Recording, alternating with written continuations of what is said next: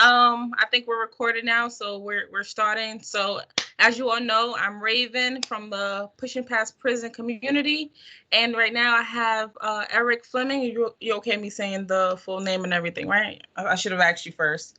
No, You good? no, no, we all right. We business people. I'm not. Okay, okay, just making sure, making sure. No, get it out. Do it how you gonna do it. Okay, so I want to give you the opportunity to introduce yourself and just tell us a little bit about yourself. Mm, Introduce myself. I don't know how to introduce myself to nobody. First off, I talk to everybody about my name is Erik, spelled with a K, Erik. Spell my name right like Biggie say. I hate my name being spelled wrong. Only 4 letters, and so people still misinterpret that. But Spell it with the C. they don't spell it like that. They work too hard. No, no, no. Hmm. I'm a retired gang member. I cannot explain myself without saying where I'm from. Long Beach, East Side. I don't claim the whole side. I'm a East Side baby, Long Beach. I love where I'm from, but I had to retire from those activities because those activities, this is prison. You say you prison, something. So Yeah, obviously, pushing past prison community. Hmm. obviously that's so. I was one of those unfortunate ones, or fortunate ones too, because I think prison really Depends how you look at it. it, Yeah. it blessed me to grow up. So I did some stupid stuff, and you can ask me any question, anything. But out of that crazy stuff, crazy lifestyle I have, you have actually been incorporated with one of my beautiful blessings, and my daughter, which Hmm. so that's one of my beautiful blessings. And no, it just growing up, I wanted to be an architect. I wanted to be a baseball player. I wanted to be all type of stuff. But like a lot of us boys, I think we just choose the wrong associations, the wrong friends, and the wrong choices, and it took me the wrong way. And then we got to get back on track. So that's what my life been about, going to prison, was getting back on track.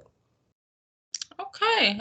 I love it. I love it. And just to let you know, we're gonna dig deep today, but I'm not gonna go too far into it. But if you feel uncomfortable at any time of this interview or this conversation, as I like to Well, say, keep it simple, comfortable, comfortable being being uncomfortable. uncomfortable, comfortable being uncomfortable. So, Okay, okay. I love the sweater. I'm telling you, I got me one of those. so matter of fact, So, ask. no, sir, I I'm don't, I, sorry. anything you got to ask, man. Look, if I think it's I just want to answer. But there's not too many questions that I don't believe I want That you want to answer. Okay. I just want you to be comfortable because that's one of the things I try to do with people that give me their time to interview them or have this conversation or give the opportunity for this platform.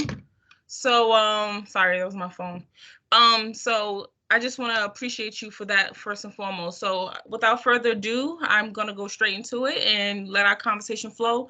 Don't feel that you have to rush. Don't feel like you are going too long. I'm here, I'm listening, and this is your time as well, okay? to.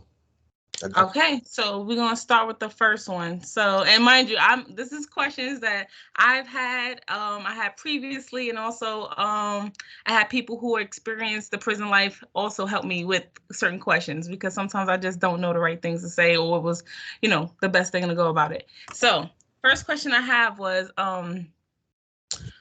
I'd never asked anyone why they was in prison. I'm just gonna ask you how many times you've been to prison.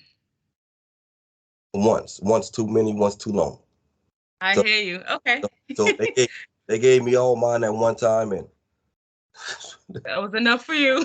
I was one of those guys that my friends and my brothers, from the culture, the gang we come from, they used to always tell me, "Boy, you a lucky dog, boy. When the police come, you seem to skate away until I couldn't skate for that one big daddy." Then they gave me all that time. They said, "Man, they Mhm. gave you all this time for your first time." I said, "Man, look what we got away with a lot of stuff out there, being idiots." So I didn't blame nobody, Yeah, but they gave I'm me my. not gonna lie. I seen something on Instagram saying that half the stuff that you guys did back in the day, it's illegal now. So we can't do it. We can't have the luxury of doing half the things I used to do back in the day. All these cameras and stuff. I think the good thing about it is a lot of this stuff, of course, the statute of limitations been over 7 years. Hmm. That's why you hear people speaking about certain things nowadays because it's been over 7 years. Yeah, yeah, I agree. I definitely agree. Bear with me. I just want to put on my glasses. I'm blind. I'm No, blind out here. no, no.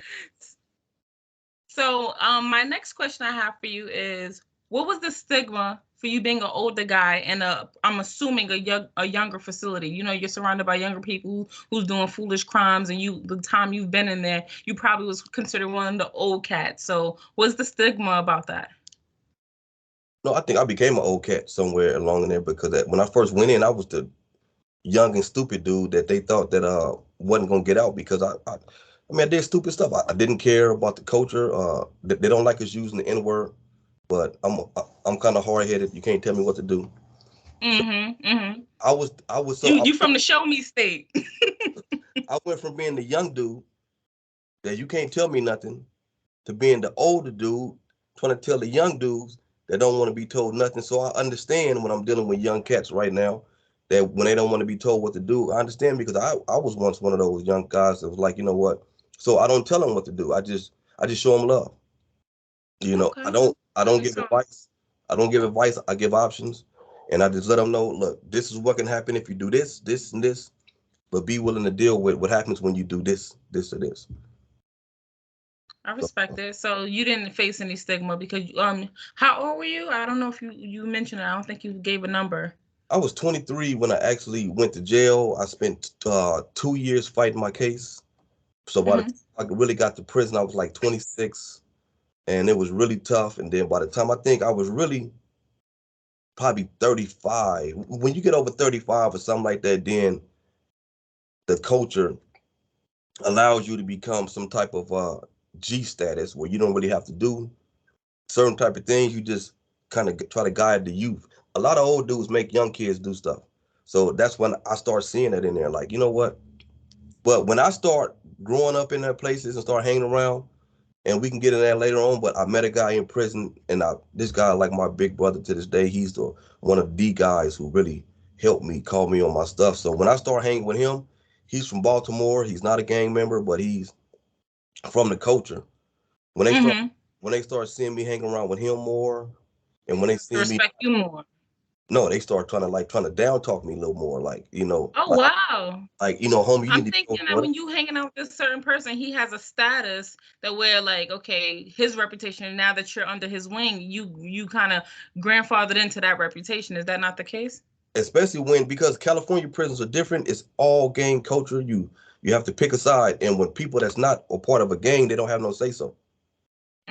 Okay. Unless people like myself who has gang influence, when we embrace these people, then they have the influence. But they didn't really want to embrace my boy because he was an old dude from Baltimore, has no ties about nothing. But that was the guy that I talked to every single day. Me and him went looking for each other every single day, first thing in the morning. Once I went exercise and did my thing, I was spending my time with him because he really helped me see things differently. Mentally, trying to. Do you feel like without him, you wouldn't have been where you are today mentally? Oh man, I would have probably gotten in trouble in that place. I probably That's was fair to say. because he started calling me on my stuff. I mean, he treated me like a little brother, called me stupid, called me an idiot, but he earned that right because people talk to people like that. But Yeah, people are very either too super sensitive or they have a problem with those who check you. So I definitely understand that. unless you give a person the permission to check you in, I gave him because I know that he was some of the stuff we talked about. He had your best interest. We talked everything, and I kind of for a while, and he told me this. He says, I do this to everybody on purpose because I see who wants it, who I see who want to come back and get it. And this guy, he said, you so stupid, you keep coming back to get it. So I know you want it. I would get I love mad. it. I would get mad at him, right? I would walk away huffing, puffing like us young men do. And I would come back later on because he had so much good stuff to give me that I sift past that, how my feelings worked, and came back. So to this day, he got out of prison. He lives in San Diego. I'm gonna try to go see him in like July, but I was just gonna ask you, are you guys in contact too? oh yes, That was my he calls question. me all the time. I located him like 10 years after he was out. Like, so it's been for like 3 years I've been talking to him, but he's getting older. He's like 60 something. I have to go check him out. And without him, I'm not saying that I wouldn't, but it's just something It would different have about took this you guy. longer. Probably would have took you longer to get to where you are today. I just think I need to meet him. I think it's him particularly, including what everybody give us. Our parents give us things, and then we still it's hard for us just to take it from our parents. We have to go find different people to incorporate Definitely. what we was taught and learned. So without him, I don't think I would be who I am. And I can honestly say that. I might be, I'm not saying I wouldn't be on the path, but that guy was one of the first guys that called me on my stuff. And that's why I treat people like I treat them now. I'm a self-proclaimed a-hole. And I don't. They had classes for you. I'm gonna tell you what I have to tell you, what you need to hear, and if anybody that I'm around, if I really have to watch how I talk to you, if I can't say what I want to say, I'm staying away from you because I also need people around me who gonna talk to me crazy. It's a accountability to some extent, so I get that. I get that. Hold you accountable. You've grown to appreciate that, so I understand that. But my next question I do have for you is, I know you said when you first went to jail, you was 23, and you went to prison when you was 26. Did you feel the need to have to join a gang, or that pressure, having the sense of belonging to a group or some type of brotherhood? Look, I wrote this in my book, and I wrote 3 books. Like I don't know if I told you that before. I wrote 3 books. You did, but I'm going to give you some time once we're done too. You can mention it. I'm not saying don't mention it, but you just reminded me to give you some time to kind of put your info out there for people to reach you too. So you just reminded me, but continue. Sorry about that. No, it's all right. Those books are not finished. I'm still editing the last one. I have to find the time to edit that. And I wrote that in the book. I didn't choose a gang. A gang chose me. Why do you say that? I mean, I've been a part of a gang since I was like 5, 6 years old. But I was involved in a Compton gang when I was like 5, 6 years old. You know, as a young, impressionable dude. This is who I met. We moved out of state, and when I came back when I was 14. Or we moved when I was 7. We went to Kansas City. We went to Louisiana, and I came back when I was 14, and I went to Long Beach Poly. And it's just that your environment really creates who you are. I started meeting these gang members, and I have another guy that's in the gang. He's like my big brother to this day. So it's the people, it's the community, and I always fought against gangs. I'm like, man, who's stupid enough to want to be in the gang? Who wants to be in the gang? Being in the gang is stupid when I was like 14. But then I started going to school, and these people, these gang members, because of who I live around, and because these dudes used to try to come up there and watch out for me and protect me, people is guilty by association. So the oppositional gang. They already knew. They felt like you were a part of it. Did you say you started when you was 6? Because I think I heard 6 years old. Like 5. You know, 5 years old. There's a gang in Compton called Southside, and it's the gang of, and I'm gonna put it out there. It's the gang that the guy. Well, I ain't gonna say allegedly, but you know, we know. Allegedly. Allegedly, the guy that killed. Shoot, the news can use it, so can we. The guy that killed Tupac, allegedly, that's his gang, Southside. And the guy that killed Tupac, allegedly, his best friend he's one of my best friends. He was the one that got his murder. So he's locked up for like 3 life sentences still to this day. And that's my guy. You know, I really don't like speaking names, but I will speak names. You got my boy named Lil Al. I love the dude, man. He's a great guy. He was with the guy that killed Tupac when he died, and they gave him his murder. So that's the gang that I was a part of back when I was like 5 years old. So when I used to tell my homies in Long Beach that I started in the Compton gang, you know, they said, man, you old Compton dude, but my whole family from Compton. And I don't not. So I didn't join the gang. These people that I was around who influenced, and I just became friends. You hang around people, you start engaging in their activities, and you look up one day and you was like, man, I'm in the gang. I didn't even know it. So it's just my friends. And so you got lucky if you think about it, because you know and I don't know firsthand or anything like that, but from what I know from like movies and my family members that's in gangs, they have to do certain things to be joined in, and for you to be accepted. I don't know. I don't want to be reaching, but did you have to do anything to be joined in, or it was just because if people already thought you were, they treated you as such? A lot of people, some people don't have to get jumped in. Some people do have to get jumped in. But for as me, I grew up in it and not from the 5-year-old age, but from the 14-year-old age. You know, these were guys who would come to the house, and I really got to know. And so I called one of the guys one day because people at school already thought I was in the gang, and because I love Pittsburgh, and in Long Beach, Pittsburgh and the Raiders is gang attire. So I grew up like in Pittsburgh since I was like 5, 6, 7 years old. But if you wear hats and gangs and teams, they immediately apply you to that. So associate you. That's what they do. So I tried to not like it. So, so coming back through, it's just that like these guys at school used to always pick on me. And then, you get tired of getting picked on. So it's like, man, one day I didn't have to join. There's a guy that grew up with me.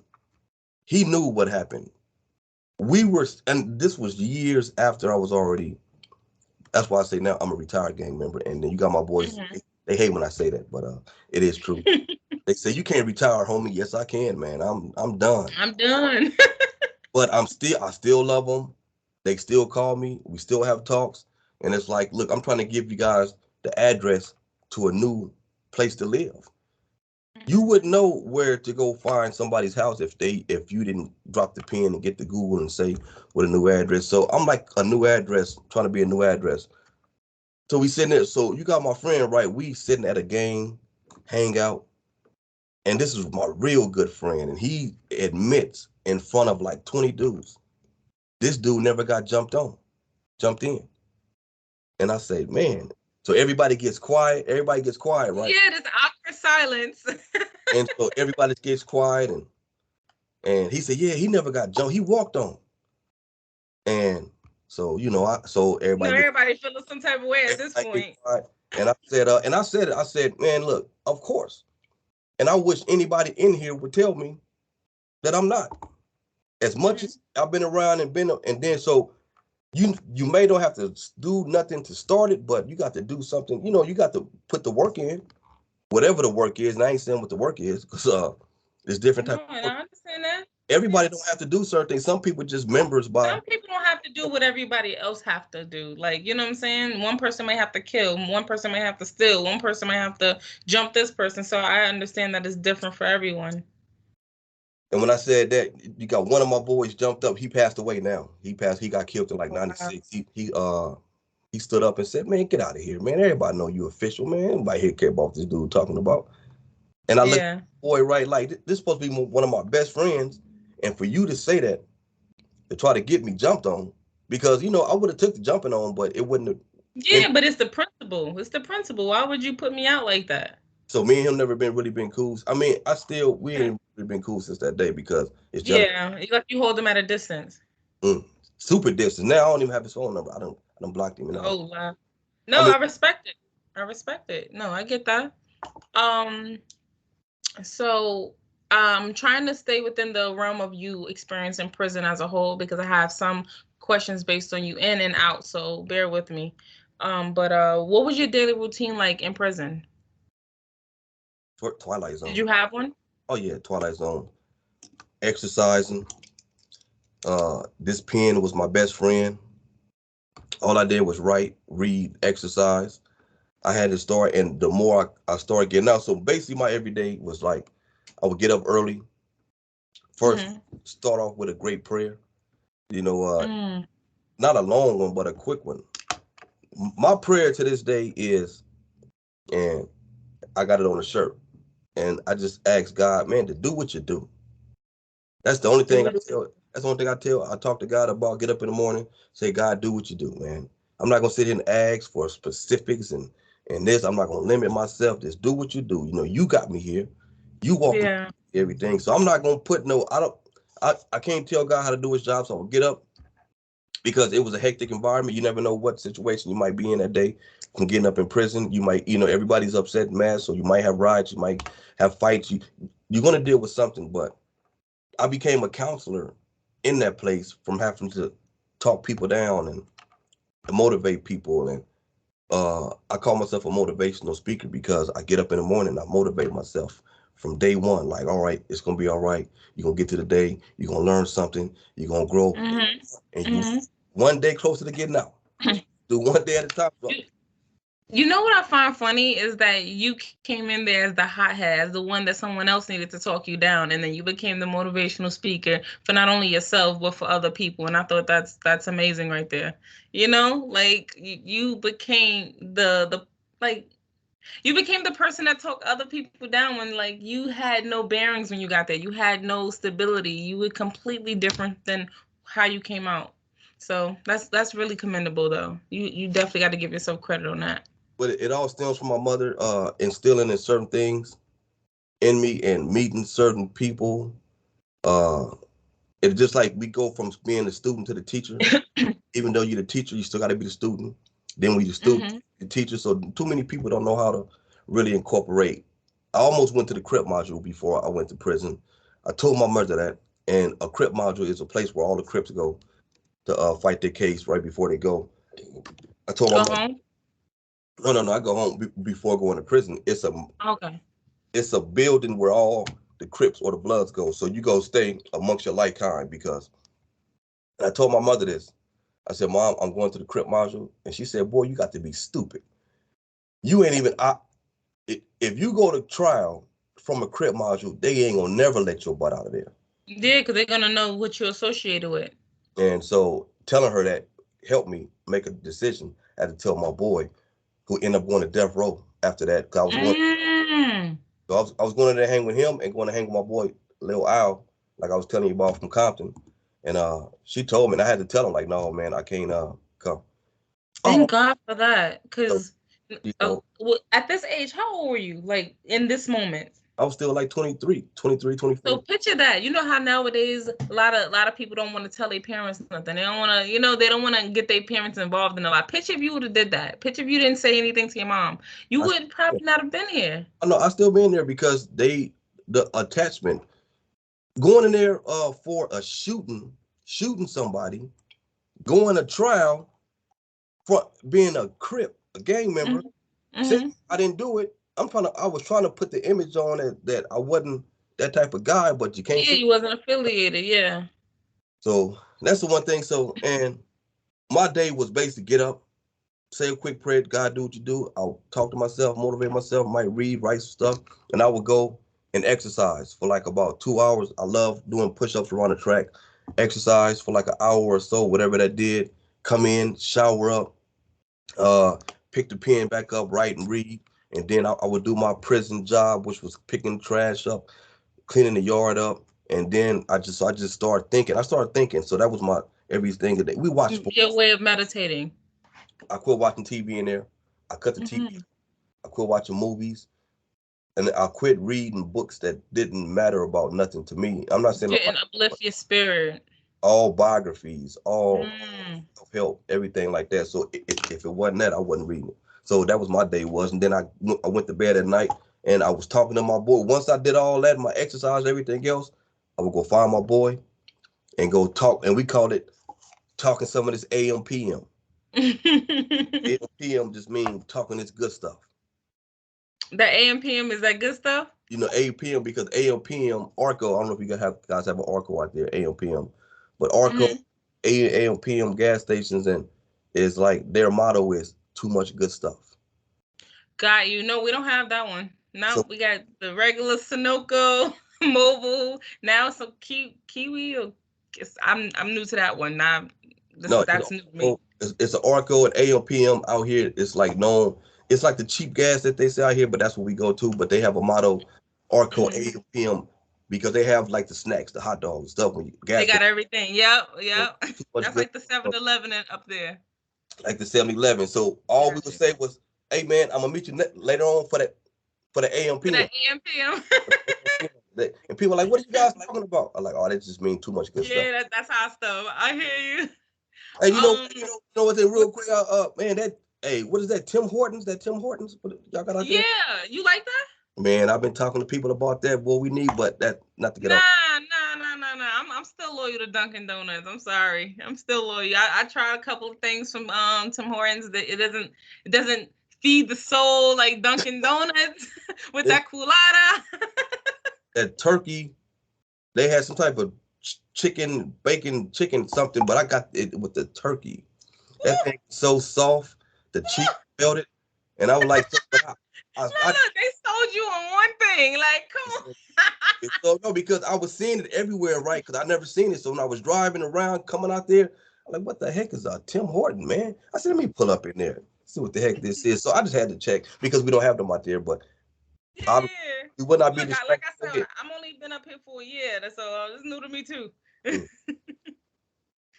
So go But do you feel like it? Hold on, I don't want to ask you that question right now. Hold on.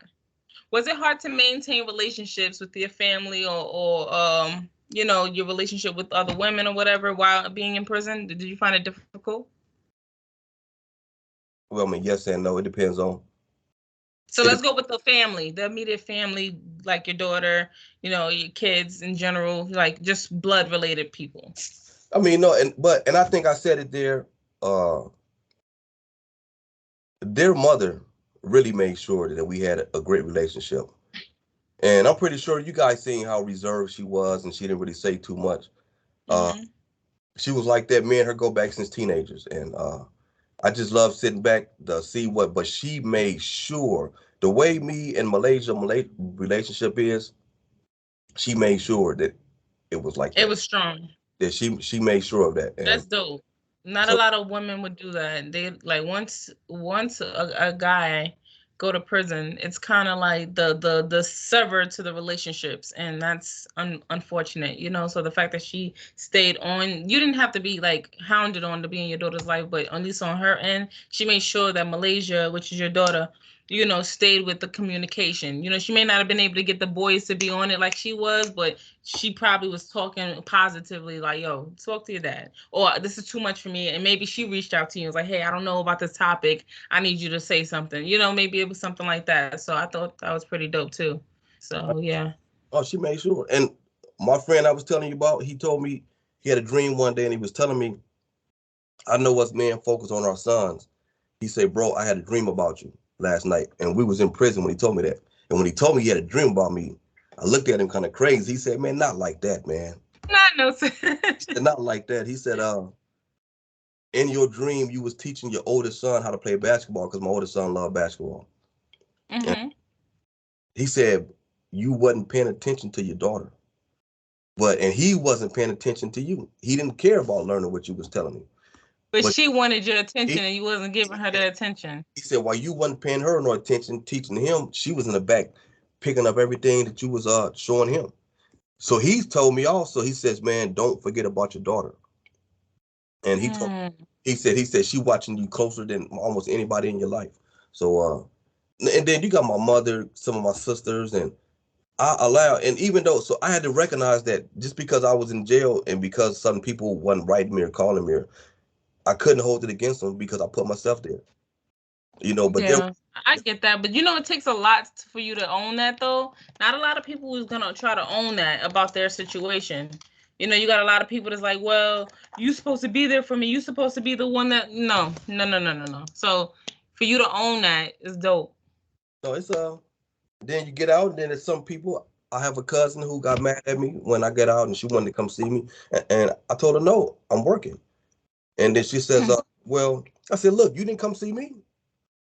She said, well, and I said, I'm not mad. I said, so don't get mad at me because I'm not finding time for you. Well, you didn't find time for me. When I was locked up, you didn't even sit. They didn't think I can do all that time. A lot of people was telling me until I was going to get out. A lot of people didn't even know I was getting out because I didn't tell people because I didn't want to focus on that. I had to start telling certain people, like when I had about 5 years, because people thought I wasn't never getting out. So I had to tell my mother, I had to tell their mother, and I said, look, man, don't put my business. I just want to focus on putting my head down and growing and changing the way I see things, because so much stuff happened in prison, and I was such an idiot that before, look, we've had, and I talk to people about this, I never had one single prison fight. Although, I mean, not trying, because I got a big mouth and I used to rub people the wrong way. Yeah. So, but I think I'm a likable guy, and then once we got to that point, people are like, man, we ain't gonna be, because we good. it's never no malicious intentions, but we see, and it always happened behind sports. exercising, men are competitional. We argue over who's the strongest, who's the best, who's the this. So we always, and I had to learn how to quit arguing with people. But when we had like riots about to happen, not saying I didn't have no riots. Yeah. So once I was locked up for like 8-9 years, and I recognized that I haven't had a single fight. I'm talking about a personal fight. I made it my mission to try to get out without having one, or get out without getting no prison tattoos. So those were things that I didn't want to get. But when there was how was in there? Because I know you mentioned the 23 when you went to prison and 26 when you went to jail and then prison. How long altogether? 17 years. 17 years. Okay. And okay. 2 weeks also. Gotta get them 2 weeks in. Oh yeah, I gotta get you change. Gotta get you change. gotta get them 2 weeks. But no, but I would when things happen on prison yards and you know when it's happening. It's an eerie feeling, isn't it? Like when you know something's getting like about to go on. We pass the word. Everybody knows what's going on. They tell people, some people to stay out the way. You know, we send different races. They tell us, hey, man, it's going down. You guys might not want to go to the yard tonight. Or, you know, some people be like, hey, it's going, or you might not get that. So I would say, God, do what you do and walk in the middle of the situation, because I know that God going to protect me and he going to protect everybody through the process of me walking in the middle. So people are crazy. They thought I was like, what are you doing? Like, hey, man, he going to do what he do. Yep, and that's been the prayer ever since. Do what you do. I know you touched on like your relationship based on with your family. As far as the mother of your children, or maybe you met someone after that was over, was it hard to maintain that side of your relationships? Before going in or while in? While in. Oh no, me and their mother got married. Okay. You know, so basically whatever a person had going on,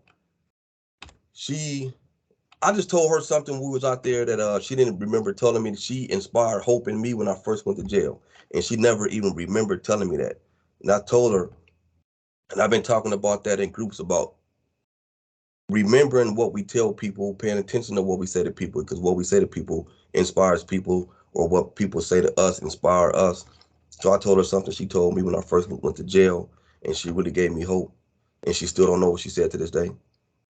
But me and her ended up getting married like about a few years after that. So she used to bring the kids down. We get overnight visits over the weekend. So, but she had all the kids coming until my oldest son got older, and he wanted to quit coming. He got about 13, 14. He said, come on, man. I said, well, you got to come around here one time. And tonight, he was mad too. Couldn't bring his video game, sitting up in there. So I said, you got to at least come one time, man. So he came. After he got 14, he quit coming. You know, because that was my dude when I was out there. But the relationships, I know he's still affected by that. We all the kids are affected some type of way. But me and her ended up getting married. She gave me 11 years. So by the time I had about 5.5 years left, then me and her we cut the ties off, because we made a decision and she made a decision, and I had to live with. I had to hold her accountable to her decision. So, and that's one thing me and her really get upset. Well, that's one thing we can't get past. She can't get past to this day. I believe it. I'll say it, because that's why we can't have conversations. Because, and I told her when I was in there, I had about 5.5 years left. I said, the decision that gets made right now, if you cannot wait out the next 5.5 years, what we're going to have is going to be that when I get out. I said, I'm not going to be in for forever. And so she made a decision. That's tough. That's tough. And I'm coming from a person who held someone down and being incarcerated for a long time. Not as much as, well, let me say as much as you. I just wasn't there for that portion of it. But you know, to that's a lot of pressure. You don't think, to tell somebody like with the decision you're gonna make based on, like, you got to think about it. And I'm not trying to pick sides or anything. I'm just speaking on a biased mindset. But it's just okay. So get it up off me. So it's just that you're not able to be there the way you would want to be there, the way she would want you to be there. And to say, hey, whatever it is right now, because you can no longer hold on after you held on 11 years, is like kind of sounds like you would be holding a grudge. Do you feel that way? No, because they were Because like, it's kind of like you didn't leave the door open to like, look, I understand it's too much and I understand that, but let me finish this last 5. Thank you for being there for the 11, and we'll see what happens when I get home. If you with somebody, that's cool. If if I found somebody, that's on me. And then like it kind of was like, fuck you now, kind of energy. no, it was like it wasn't what you did, it's how you did it. Okay. But look, I can sleep on that. I value honesty over loyalty. Mm. If you got something going on, give me the option. Let me make it. Just tell me what. That's why even dealing with relationships right now, I talk to people. We meet. We meet. I have something going on with somebody that's really special to me in my life. This young lady, and man, you talked about it. I told you about her. She and I was telling her she's in the process. You have to love people before people are ready to be loved. Sometimes in life. Mm. And a lot of people they think that the wrong person is the wrong person, but it ain't the wrong person. It's just the wrong time. You got to wait for the person to get to the right time. People don't like waiting for the right timing. So it's like, I'm sorry, I gotta write that down. You gotta love people before they're ready. I'm loving it. No, but that's what it's for. And you got to let people have to love you before you're ready to be loved too. It goes both ways. So basically, it's like Mary J. Blige. You know what that song Mary J. Blige say? Take me as I am or had nothing at all. Oh, okay. I'm about to say she got a lot of hits. You gotta be A lot of hits. precise. Yes, take me as I am or have nothing at all. Let me grow. Let me go through the process. If you love me, you love me, man, right or wrong. And as long as we communicate with each other, you tell me what it is. I shouldn't have to be finding out stuff about nobody else from nobody else. That's a relationship. And That's true. so there's people that, we all have friendships and stuff like that. And when people come around and like, you got women that we meet and they be like, hey, I want to be like, no, no, no, no, no. I cannot love you the way you want to be loved. This is how I can love you. Either you're going to accept this or you ain't. And that's one thing we do. Like, you know what? I can't give what you're looking for. And, a lot of people get married. I can't give you that right now because I got somebody, super spec. And I told this young lady, man, you can come tell me you got a whole new relationship and I must still love you because I love you outside of the relationship. And that's not something that everybody can do. Love you past the we together, past the I do's, past all that. People is either one way or another. That's why I'm very big on having a friendship first, because if the relationship fails, we still friends. We still can hold on to that. So, that's deep. That's deep. How is she doing, by the way? She's good? Hold up. She came back, and so she hit me up like middle of the night. She was at work and I was half asleep. So I'm telling her she hated not being out there, and so we try to. So basically, she's evolving, trying to evolve, and this is what we do. We try to encourage, try to put the stuff up in her head because everybody don't have the same mental strictness. So Or have been through certain things to where they see things coming before it happen. That's why we need people of your stature who've been through things, older cats in general that have been through things that can see, hey, this it looked like you're about to go over here. So let me catch you before you fall. So I get that. I get that. now, Okay, so if you want to go over there, go up over there now. But option 1, 2, 3. Don't. yeah, you don't give advice, you give options. No, like what you said, because I want to look. I didn't. There was no. And I told her this. Be honest with me, and if you're honest with me, everything will be cool. Then we'll work on it. But when you can't be honest, now when That's when you. when you start losing trust, the trust you can't. It's hard to get back. I could have accepted, but you got to be honest. But because you lied, now I'm not gonna accept That it. you lied, now I cannot put you back in a situation of trust when you show untrust. Did you ever lose anyone in prison in the 17 years, like family members, loved ones? Like, I'm sure you have, but like, how many? I mean, it wasn't immediate, but it was like my grandmother's siblings and like uncles and aunties, people that really helped raise me growing up. So you got my mother would always send me obituaries, and she would tell me, and I to this day I've never opened them. Wow. So I think I have a drawer of obituaries, probably like 10, and I would have to really go back and see because I don't like she always she sent me a letter beforehand, and she would tell me, "Hey, you got this package coming. It's an obituary, so I don't want you," because you would open them up and you would see like, "Oh man." Yeah, that makes it worse. What doesn't that make your time worse because you're losing people that you were probably excited to come home and see? And like, and some friends and some people, and everything just shuts down when you're in that place. Stuff shuts Mm-hmm. down, and I only knew I was locked up so long because I saw pictures of the kids getting older and older and older. Yeah. Well, ones who were like 5, 6 is now 15, 16, then 26, 27. Yeah, And all yeah. and all they did is hear about you, and they don't really know you, but they heard about you. And so really, you have to really, and I think you have to really not focus on, and it's tough, but you can't really focus on stuff like that. Focus on family, too much Mm-hmm. family. So I just focus on me growing and not going back in that place. And then once Got you. then we got there, because getting business and stuff is tough, boy.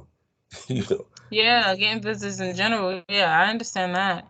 Cause me being a visitor, I get that. I get that. Family, we know we're focused on our lives, and we ain't trying to be messed up and be like, no, we don't want to see you. But it's like it's a lie. Like I think people who's been in prison don't really understand how it is on the people that's visiting. That's draining. That's daunting. That's a lot of wait here, stand here, scan you here. Like if you in Rikers Island, you got to get transferred by a bus to the next building. Like it's a lot physically, mentally daunting on you. That is like it's like it before you even take the journey, it mentally wears you down to like, do I really want to keep doing this? That's why a lot of people that I know personally, they lost their relationships once COVID hit. That changed the game for a lot of relationships that people I know firsthand when COVID hit. Like it was stopping visits. Visits was the only thing keeping half them together. Oh, you stopped in communication with the JPay, because I don't know if you had JPay when you was in that you had JPay, so you was emailing. Okay, so JPay with the pictures, sending money or videos, that slowed down because that was backed up because now it's more people communicating that way instead of the old fashioned let's go on a visit because they stopped that. So it was a lot of relationships that didn't make it to outside of COVID, which is crazy.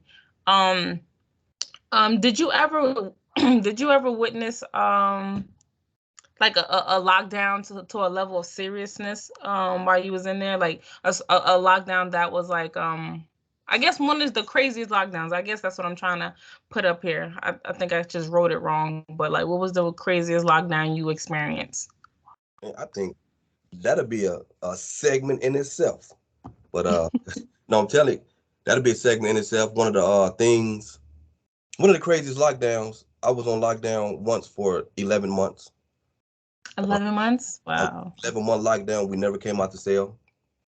I was in High Desert State Prison from 2001. We went on lockdown February 2001 till December to 2001, and we couldn't. And then so we stayed getting we cleaned ourselves in the sink. Man, Mm. didn't come out the cell because the police would get blacks out the cells and they will open the cells of some Hispanics and you handcuffed up and guys would jump on you. Mm. So you can't go nowhere by yourself. We had rules and laws in prisons. And if you was caught as a brother walking somewhere by yourself, they're gonna discipline you. Don't be by yourself, man. Don't put us in a position to take the loss. Yeah. If you coming from dinner and the police stop the brothers, your job is to stop right there with them. And while the police is patting Mm. and checking, and they say, "No, go ahead." Like, no, we good. No, we waiting on him. They said, "Oh You no, could do that. They'll allow you to be like, no, I'm waiting on him. oh no, They'll allow that, they don't or allow you." they'll try to. They try to, oh, well, Mm. all y'all get on the wall then. Well, we get on the wall with him because we ain't leaving him here by ourselves. Because Mm. people come up missing, Mm-hmm. well, one of the craziest, about 2 a.m. one day, prisons start getting oversaturated with cell phones. So I was asleep one night and I just heard ping, ping, ping, ping, ping, ping, ping, ping, ping. Like I what might the? get messages.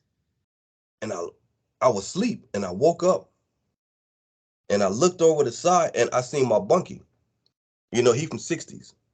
And I haven't seen this guy since, and that's another whole story. And I said, "Hey man, the police is out there." He covered up on the blanket. He said, I know his eyes are so big. And I looked up, and the police is in the whole building. They got masked, they got dogs, and the state police came in and they got us all at gunpoint at like 2 o'clock in the morning, told us to face the wall. So it was kind of scary.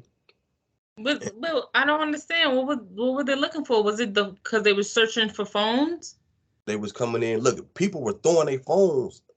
That was the pinging was. Ping, ping, ping. Phones hitting the ground, hitting the floor. But they were, Oh, because when you saying ping, ping, ping, I'm thinking they were getting messages, text oh no, messages, because it makes the same ping, ping, ping sounds. I'm like, somebody they was getting. it was phones being tossed off the tier. The police never even touched the cell phones. They just came in and pulled out 5 people out the buildings. They were looking for gang leaders. Mm. Callers. So they came in, they took them guys outside, they took pictures of them, they let them come back in.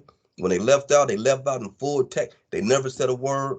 They just was, you know, Yeah. The codes, yeah. and it was scary that they could have came in and killed us all and made us. So when they walked out, they left all the phones on the floor. So people start picking their phones up. I told my bunkie, I said, "Hey man, they got phones in the bathroom." He said, "Hey, one of them is mine." So I had to get his phone. And the next day they came back and picked up some guys who was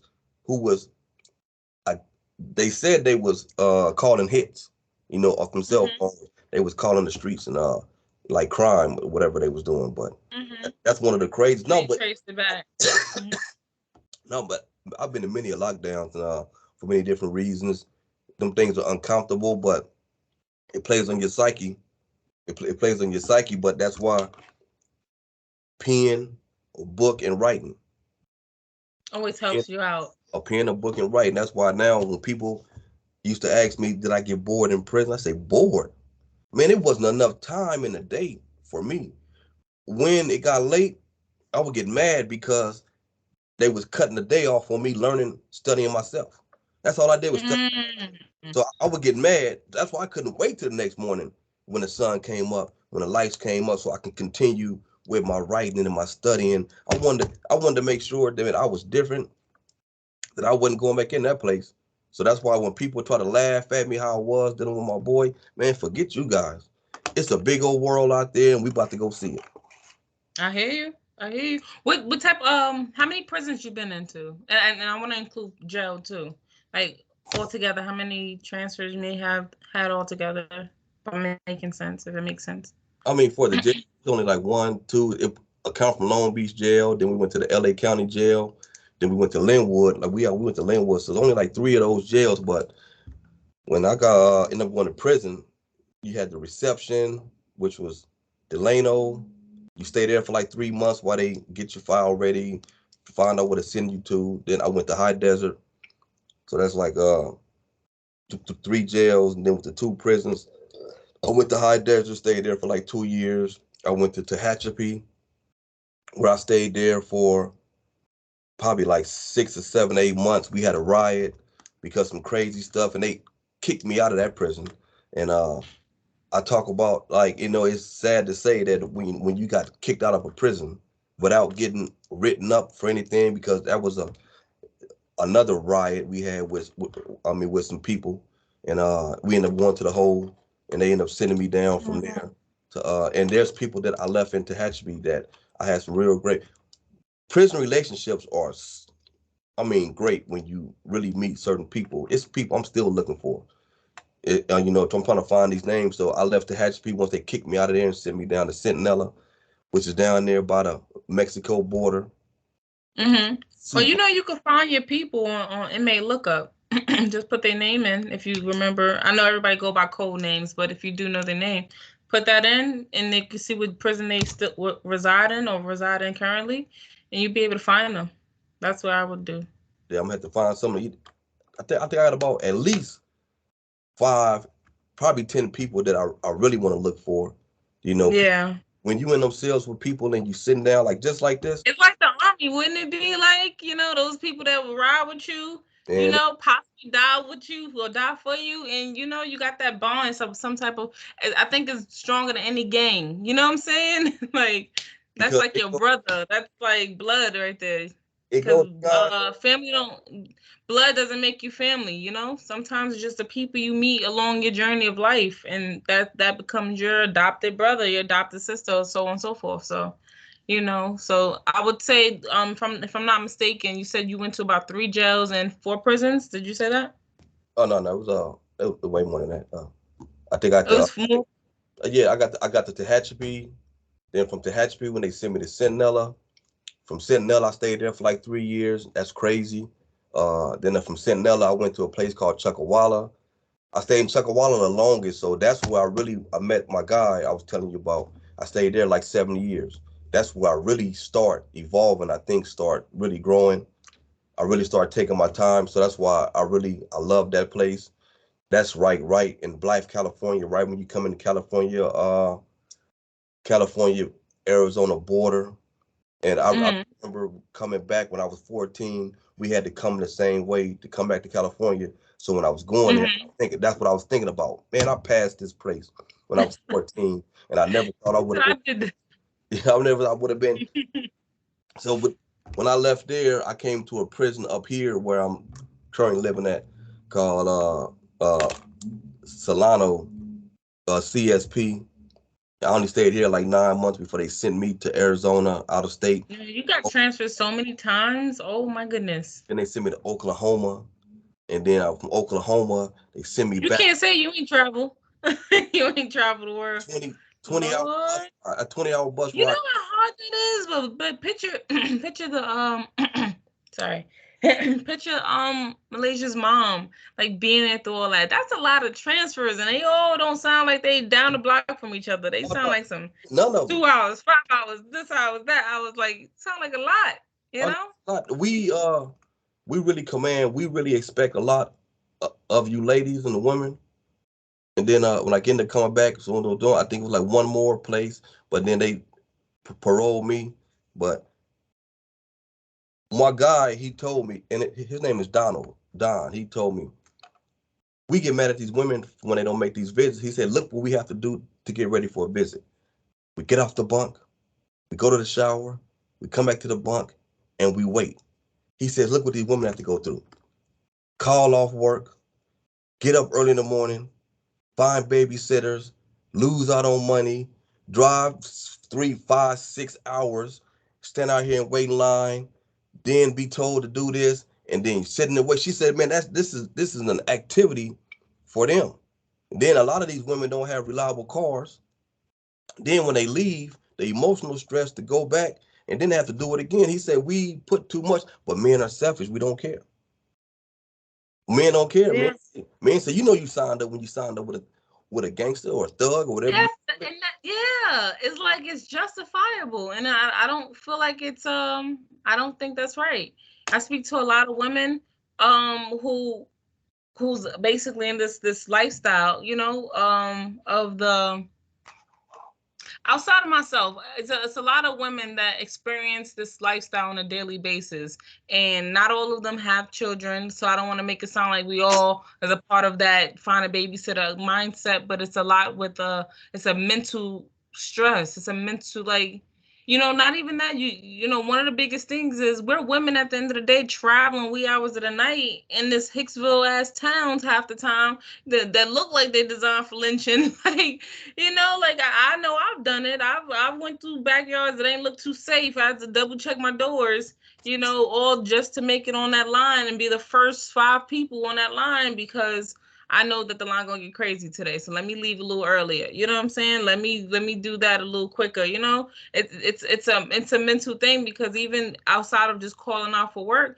I know when I used to do it, freaking, I would get off work after working an overnight shift, and then I'm going straight to see my dude or whatever. Like, I used to do that. Like, so I never got sleep. So from night 8 hours on the shift, going straight to a 5-6 hour drive, going straight to a 6 hour visit, and trying to go straight home, but almost damn near crashing, because now my body's like, okay, we're done. You need to pull over. You know what I'm saying? Like, now I gotta sleep in an unsecured parking lot or rest area because I done did all that for the night before just to put a smile on his face, you know? So it's a lot. And the fact that you acknowledge that and not a lot of men do, that's commendable, you know? So And that's deep. and more times than not, and that's what men hate me sometimes because I be in these groups. I'm a proponent of women. That one thing we don't really respect, that women have trauma, emotional, physical, some of them sexual, that we really rush these women. Some of these men command this of a woman who they wasn't really treating well when they was out there. You know, you wouldn't even really respecting this woman how you should be for her to be giving you what she giving you, man. And you still probably not. Some of us get it right. Like you know what? I'm finna get smacked right, man. I got me one. Mm-hmm. Some Mm-hmm. everybody don't get that. Everybody don't get that. That's deep. Yeah. No, that's deep. Um, so let me ask you this. What was your discipline records like on a scale of 1 to 10? You said you didn't have any fights, so did you even have a ticket for doing something really simple? I mean, I was like I told when I first got there, they tried to have me go to work on a Sunday, and I'm like, I ain't going to no work. Like not having that. I mean, when I got to Centinela, like, what man, Pittsburgh playing? What are you talking about? I gotta watch them still. I don't do to this day. I don't do nothing on Sundays. Anybody can't call me on a Sunday. You know, I'm telling you, you even know you got my daughter, boy. She know how much I love these dudes because she love them. You know, I didn't even know it until I called one day in prison, and me and her were talking Pittsburgh. I said, what do you know about Pittsburgh? She said, my mom says you like him. So she started watching him. I said, all right. So Now you know he was loved when he was yeah, going. one thing me and her got. But I got a couple of, when I was younger, refusing, and they would always say, oh, you refusing a direct order? Like, oh. Oh yeah, the direct orders. Like, like, hey man, I ain't refusing, but I ain't gonna do it. No, are you refusing direct He said, order? I'm not refusing, but I ain't gonna do it. Yeah, no, you refusing. And so you try to come through with this Sunday, the spiritual, and we had situations where so I basically really, I'm gonna take a scale of 2 to 10, 2 to 10, probably a 2, because I don't know, I think I was like, like I told you, man, people think You moved in silence. people always say I'm kind of a little lucky a little bit, and I was always able to, you know, uh, maneuver, talk some other people, and try to fix some situations. So just a couple of write-ups early on, way back then. But aside from that, I just started, man, my tolerance for stupidity. I couldn't be. I start thinking for other people to keep us out of trouble. Because So now that you have to move in a clique, it's like, damn, if I'm gonna be with y'all, so we won't be left alone. At least act right if I gotta be here. Like if I choose to be here, you know what I'm saying? So I want to touch on something that you touched on a little bit, but I want to go a little deeper with it. When we was mentioning your daughter, that is Malaysia is your only daughter, right? well, no, No. but Okay. but mother one is a whole nother different story. Uh, she knows the other one, but she's my only daughter that's From her. yeah, I mean, it's like yes and no, but you got my other one. She knows who she is and everything like that, though. But Hmm. absenteeism, because I went to prison, I lost the connection and contact. So my other daughter she has a daddy. So let me just, and I know what you mean by that. Somebody was there to raise her in your absence, so it's a stepdad. And I also know that by you being with certain women, you probably claim their children. So it's kind of like they're your kids too. I think that's where you were going with that. Am I correct? No, You'll claim like some people kids. No, that wasn't it. no, no. Okay, because I feel like you was going there where it was kind of like, like I don't know. I felt like you was going there. So let me just clarify for myself and others. How many children you have that you help make, boys and girls included? Like how many girls, how many boys, so I can set the record straight so it won't be misunderstandings. Just Mala, as you guys call her, and Mm-hmm. and well, and two of her brothers, and Mm-hmm. and I also have, and I'm gonna put it out there, man. And I know this lady's gonna probably hate hearing this, but you got the lady that played on, well, I'm gonna say it. You got the lady who played on one of the show, Moesha. Mm-hmm. The mom. No, one of Brandy's friends, not the fat one, but the skinny one. Niecy. Niecy. Niecy. Okay. I met Niecy when Niecy was 15 years old, and Niecy was my girl. Mm-hmm. Before I was incarcerated. Nah. So and I also knew her mother at the same time I knew, my ex-wife. Mm-hmm. So me and her have engagements, whatever you entanglement, what you Entanglements, so situationships. so I mean, so basically what I'm saying, I'm gonna go out there and say it because I know I've never really said it out here, but her oldest daughter is my daughter. Okay. But her dad is Kevin Federline. Okay. Because he raised her. He he helped raise her. he Okay. raised. That's fair to say. Okay. I felt like you was holding back. That's why I said, like, I don't know if I was reaching or whatever because, But and I don't, there's a lot of times. I said, and I don't want to step on toes. She knows I told her, like, you know what, I respect dads and Mm-hmm. stepdads are a key ingredient, and you can't wipe away that out of somebody's life. Yeah, And that's true. people don't And I also feel like, with a lot of men, they claim children that they didn't technically have, because I have a stepdad and he claims me and I'm not his in no way, shape, or form. So I thought that's where you were going with it. Like, you've been with somebody and they had kids previously from you and you claim them. So I thought that's where you were going originally. But my question for that is, go ahead. No, go ahead. My question for that, the reason why I asked you in the first place was, during that time away, how did you feel missing out on all that time with your daughter? Because I'm going to talk about the one we know, the one that acknowledged you as dad, and I want to keep that up, that other side away, because I know it's touchy. But how do you feel now coming out, being free, and knowing so much time done passed? Like, how do you feel as a father? I mean, you can't think about what you don't know what never happened, and I don't, spend too much time thinking about what wasn't. I know, man, all life is how you made it.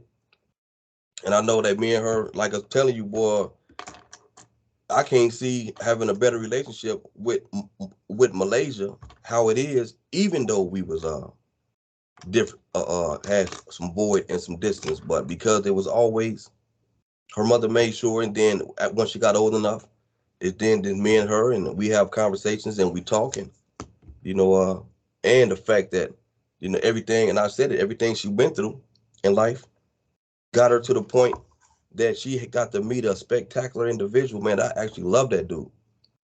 Tell you, I love the Yeah, dude. he left yesterday. He went to Africa. So he got his orders and everything. So he's gone. I don't like So no. yeah. I don't like You don't nobody. like nobody? Like nobody. And she knows I didn't like nobody, but I accepted certain. But when the fact that and I told him, people ask me, how is he? I said, don't worry about that. He good. Hey, man, even before I actually He's seen, alive. you know, no, he's a good dude and life of the party. But no, I don't think it could have been. I think everybody path is everybody path. I think our path was supposed to go the way it did. Her Mm-hmm. her path going where she went to, like even having to go back out there. Everybody that we go through, every difficulty creates and shapes where we go to and how we end up. Awesome. So No, I wouldn't I say agree. I nothing. think things happen for a reason all the time. Me meeting you, for example, that had to happen the way it happened for this to happen, and you never know what comes from this and clothing, and so whatever God gonna do, he gonna do, right? He gonna do what he do. Exactly. So right now I'm gonna transition because as I'm talking to you, I'm making sure I'm keeping notes to go back to just in case I don't want to miss anything. But now I'm kind of shifting to now that you're home. So these questions is getting to now that you are a free man. So my question for you is, what was your expectations from coming home? What did you think was gonna happen with your mindset? I mean, I don't know. I didn't have any expectations. I read the book, The Shack, when I think God told one of the guys, the guy asked God, are you ever disappointed with us humans? And God said no, because disappointment comes with expectations, and I know exactly what you're going to do. So if I know what you're going to do, why would I expect you to do something totally different? Different. The only thing, all I expect of myself is to just, man, continue to make positive choices, be consistent and disciplined, stay working on myself, and just because look, this stuff I want to do. I wrote this stuff down. I want to have a congressional. I want to go to Congress. I want to win a Nobel Peace Prize. I want to, get back to talk to some of these gangs and try to reshape them differently. And people ask me, well, how you gonna win a Nobel Peace Prize? I want to get $1 billion, give half, and start creating some programs. And they say, how you gonna do that? I don't know. That's not my job to figure out. My job is just to be the person who to put in the work and then let God do the rest. Whether I win a Nobel Peace Prize or not, I know one thing I have to do. I have to put the work in to win a Nobel Peace Prize. So whether you win one or not, you got to do the work still. So that's my expectation. Yeah.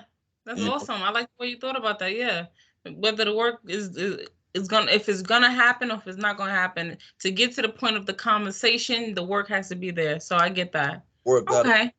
And then you got my auntie, right? People used to always ask me when I first got out of prison, how are you getting acclimated? And people would ask me all the time, how are you getting acclimated to being free? And I hated that question. I hated it. And so people quit asking me that question because they didn't like my response, because it was a response by a-hole, arrogant a-hole. I think I would tell them, I don't have to get acclimated to being free because I never got acclimated to being in prison. That wasn't an a-hole response. That was actually, I don't have a problem with it. Yeah. I've always had, look, I had a dream every single night. I would go to sleep and I would dream that I was free. And halfway through my dream, I would wake up mad, like, man, I'm still in here, because I knew I was still in there. And I knew that. That's a long time to be dreaming of a time you're not in that situation for 17 years. That's a long time, That's a long time. I always had that dream. And I knew something was missing. The day I walked out of prison, I go to the pride, it seemed unreal. The whole night before, I didn't go to sleep. I stayed up. I wrote myself a letter. I mailed it. I got the letter 2 days later after I was free. And I just was telling myself, man, and I got the letter framed. It's unopened.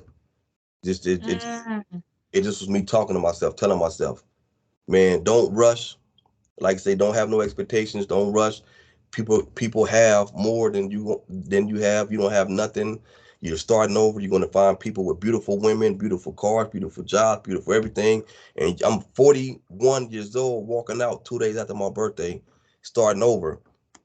So I had no expectations. And when I got out that place, went through the process, and that was what was missing from the dream. So at the whole time, this is a part of my dream where I'm waking up, but I'm not waking up now. So I know it's real, right? So I get next. This man is driving me down to the to the bus stop. I asked this police, I said, hey man, is this real? He said, oh, it's real. I said, man, this is the first time I've ever been this excited to be in a police car. Yeah, because they take you up out of there. And he dropped. No, that's what's up. He dropped me off. I saw my mother, and then I didn't cry the whole time being in prison. When I saw my mother, boy, the tears came out. Yeah. No, that's some real stuff. No, that I can't imagine, and I can't even empathize because I've never been in a situation nearly as much as you probably have experienced, witnessed, and had to endure, so I can't even fool myself to say I sympathize with that. I mean, empathize with that, because I can't experience that. But wow, man, wow, not a lot of people can do it after 17 years. You know what I'm saying? No, not a lot of people can, make it out to see the other side. Some people kill themselves in there. Some people are mentally not all the way together, and you seem like you really, like, you honed in on who you are as a person. So I get that. If you had an opportunity to tell your younger self something from the past, what would you tell yourself? Be patient. Be patient. Be patient. There's a thing I talk to kids when I go to schools and talk to kids of certain ages. Right before you leave high school, 17, 16, 18 years old, trust the fire of your window. When you leave in high school, our brains are not fully developed until we get about 25. So when you're 17, 18, 19, you don't know what your next step is. we get caught up That with. must be for men. That must be for men, because I had a good grasp when I was 27. It's better now that I'm about to be 32, but I had a good grasp at 25. You see, I mean, 17, 18. When you leave high school, that 5-year window, from the time you leave high school, from the age of 18, most people 17. I ask people all the time, don't get down on yourself when you don't know where your life is headed when you're 19 or 20 years old.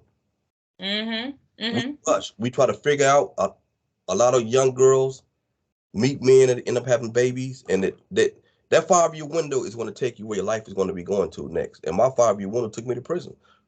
Me at 19 and 20. By the time I'm 23, I was going to prison. So there's a 5-year window. So I ask everybody to really guard your 5-year window. Watch who you meet, watch who you hang around with, watch the habits that you make, because that's where your life's going to take you over the next 10 years. And some people, you kind of set yourself up, so you kind of put yourself against the grain trying to fix it. Trying to be the fixer of your own life and just let God do what he do. And then you'll find where you need to be. You don't even got to go looking for it. Where you need to be, you're already taking the path there. I think that's important to know. Gotta be patient. Did you ever experience anxiety or PTSD while in prison, or like even when you got home? Since we're gearing into when you home, have you ever experienced that?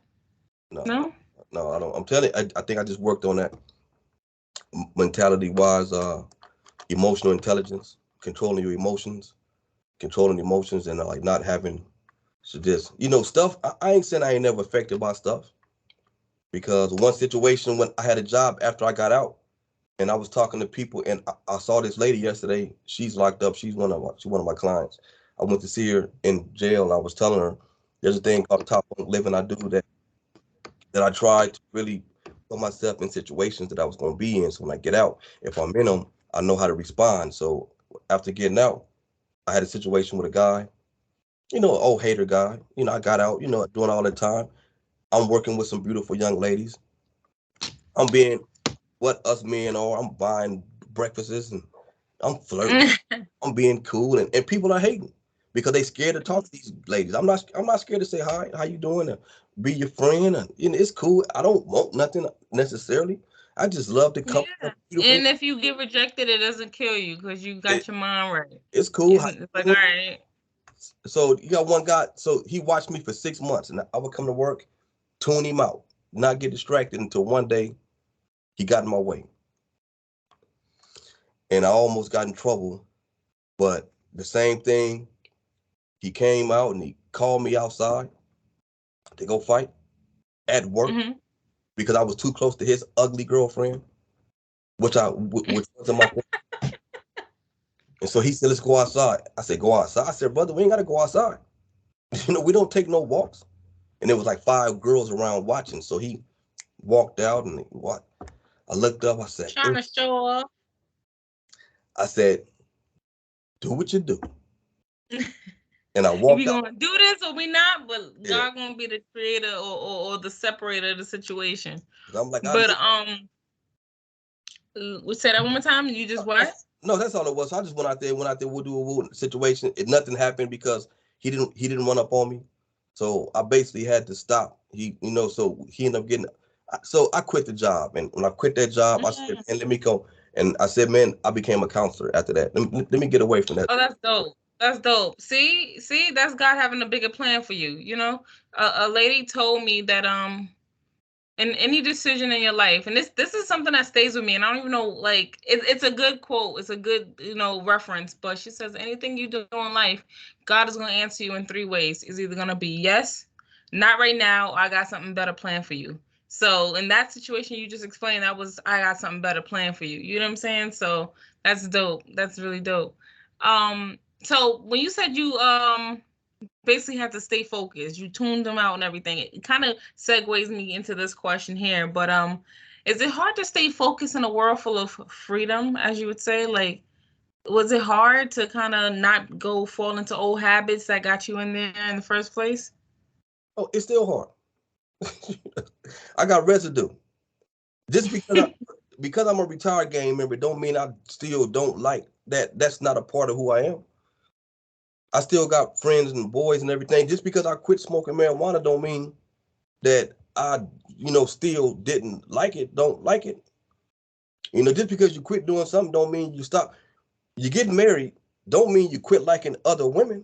That means you get and you know how to be like. So just because you quit doing something don't mean. So it's a daily fight. It's a daily of putting yourself in, not putting yourself in them situations, because it's easy for a man to go out and a woman to flirt or blink at them, and when you out somewhere and when you married and you one thing becomes something else, and or be around certain people that's in my life.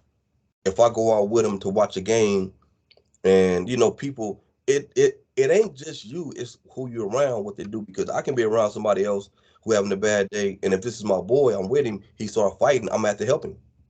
Yeah. So it's still I get that. So we still fight. I mean, I fight daily without with not putting myself in the wrong situations. Okay.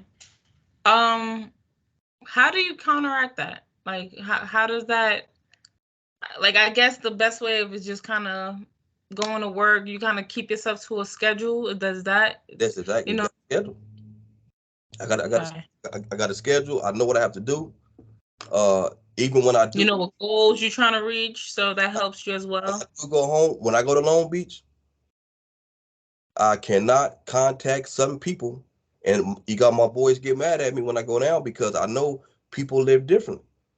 I take pictures. I go see aunties and uncles or something, or my kids, whatever. I might go to the beach. I might ride through just to some of the neighborhoods, but I don't try to stop, because all it takes is one stop. Me getting out. I post stuff after I'm leaving, and when I'm leaving, I post it, and then they call me and dudes get mad. But I had one of my boys that called me to come to his dope house. Hey, homie, come me and do like my little brother. Hey, come pull up on us, man. I almost thought about it one day, but just you think about what's the worst that can happen. There's a movie called Slow Burn that he asks you, think about the worst that can happen when it's happening. Then if you can deal with that, just my luck, I'll pull up, and He get raided. Yeah, Snoop even been to that dope house before over there that I'm talking about. So it's a situation, you look up, you never know. So what's the worst that can happen? If I pull up and it just happened to be a raid, man, just my luck. I'll ruin everything. So make a decision. Yeah. I make decisions before I got to make decisions. That's smart. That's smart. I'm gonna take that advice for myself. I like that. So I guess my next question is, what have you taken from prison that you still carry with you on the outside? I mean, self-study, studying myself. Self-study. Taking the time, because prison gives you time to study, and a lot of, and that's one thing that, and I knew this when I was in that place, you would never have the time to study yourself, because some people, they get up in the morning, off the top they're already gone, they rushing. So you got to get up in the morning, and you got to, throughout the day, you got to find some time to study and reflect, and where you getting off course at, in your life. Whether if you get up early in the morning or you stay up later when you're tired, think about your day, like, man, how was my day? All right, was I being disrespectful to somebody? Did I not do something else? Self-reflect. It's just time. A lot of people don't have the time. People put stuff off too much. That, oh, I do it tomorrow. And tomorrow ends up to be 5 years. That's true. That's true. Oh, we procrastinators in life. So if you do a lot more self-studying and reflection, you'll see that, I was supposed to do this, 2-3 years ago, 2 weeks ago, 2 months ago, and you'll realize, like, wow, I'm really putting this off. Let me get this done. So I can definitely account for that, because I've been trying to write my book since 2008, and I've been procrastinating to, like, okay, I'm about to be goddamn 32. You know what I'm saying? In 2008, I was 18. So, woo, that's a gap. So, but all that means is that you got some more. You got some more stuff to put in there since that time. That's true, but it's true. That's what part 2 books is for. The sequels is for. Like, at least I got to get that first one out. That's for sure. All you do is you give yourself like a good 30 minutes or something to get up a little early and just write something. Add something to it. Somebody just told me like last month, the worst part about writing is not writing. Not getting no progress done. Yeah, that's true. That's true.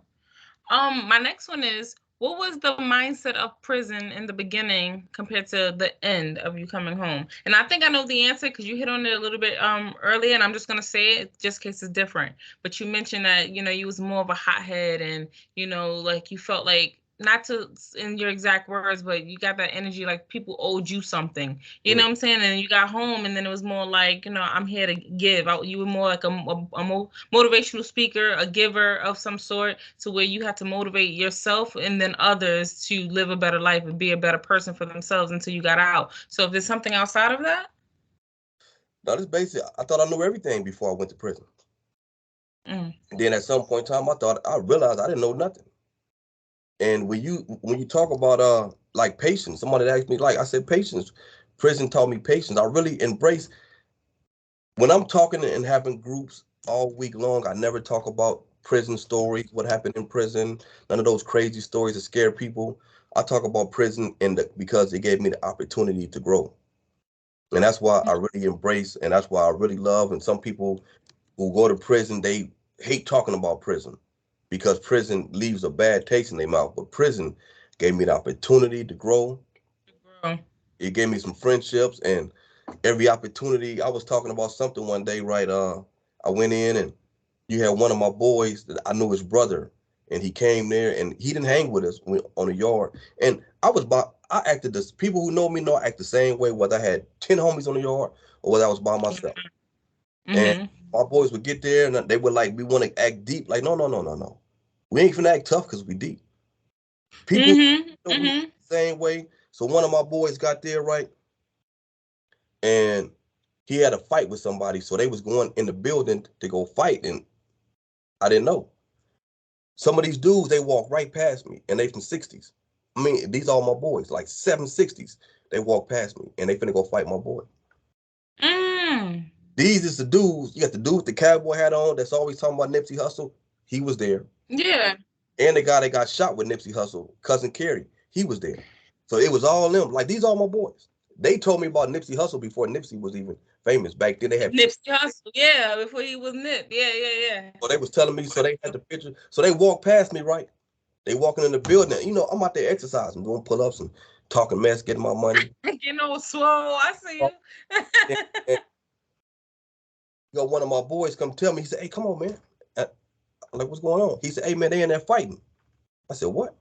He said, "Yeah, man, they in there fighting the homie in a different building. I'm not supposed to be in the building. So, but the homie in there fighting. Ain't no rules, because gang culture is you got to answer to somebody about something. If somebody up there, man, they gonna ask you, man, what happened, and how come you didn't go in the building?" So I walked in the building, man. Yeah, you can't say, "Well, I'm not allowed." Yeah, I ain't allowed. Yeah. Forget the police, man. We are oppositional, man. The police even knows, man. They know what the rules is in that place. So I walked in and I hit the corner, and we went, because in prison you fight in the corners where the police can't see it, and they let you fight and don't hurt nobody.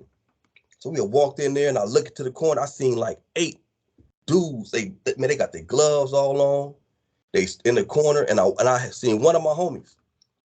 He's over there by himself, and I walked over there, and they had just got through fighting blood. They cleaning the blood up. And I see my boys from 6-0. They all got gloves on. I said, "Hey, what y'all doing over here, man?" They said, "Oh, no, no, no." And I said, "Man, y'all finna jump on my homie?"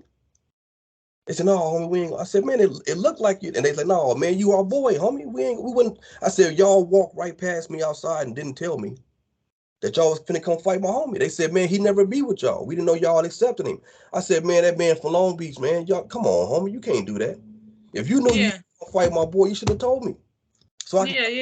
So they took their gloves off, because these my boys, man. The 6-0s is my boys. And I looked up, and one of my homies didn't even go in the building with me. And I looked behind me, and he wasn't there. So he sent me in there by myself with like 8 dudes. And so one of my homies said, "So you got one," and I've never put him out there. I'll never put his name out there. But one of my homies say, "What's up with your boy, man?